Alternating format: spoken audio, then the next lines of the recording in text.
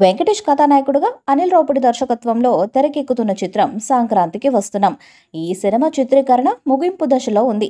శుక్రవారం ఆఖరి స్కెడ్యూల్ను అరకులో యూనిట్ ప్రారంభించింది. ఈ సందర్భంగా విడుదల చేసిన వీడియోలో విద్యార్థులు వెంకటేష్కు స్వాగతం చెప్తున్న సన్నివేశం ఆకట్టుకుంది.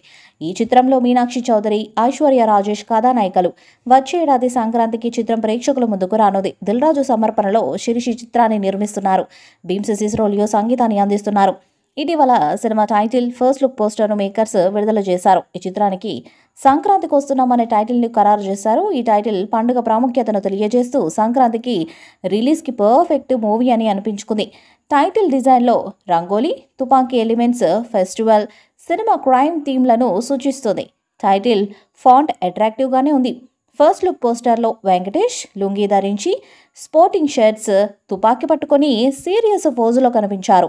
అతని ఆన్ స్క్రీన్ భార్య ఐశ్వర్య రాజేష్ సాంప్రదాయ లుక్లో, ex lover Meenakshi Chaudhary modern అవతార్లో ఉన్నారు.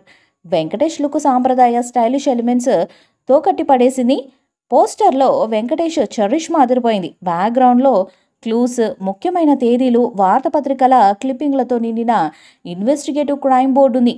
ఇది మూవీ ఆసక్తికరమైన కథాంశాన్ని సూచిస్తుంది. మొత్తం మీద ఫస్ట్ లుక్ పోస్టర్ క్యూరియాసిటీని రేకెత్తిస్తుంది. పోస్టర్ డిజైన్లో అనిల్ రావుపూడి మార్క్ ఆకట్టుకుంది.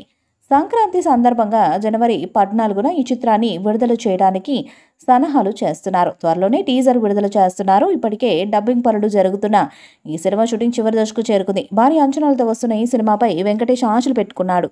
2024 సంక్రాంతికి సైంధవ్ మూవీతో వచ్చి ఫ్లాప్ అందుకున్న వెంకటేష్ 2025కి సంక్రాంతికి వస్తున్న మూవీతో హిట్టు కొట్టాలని చూస్తున్నాడు.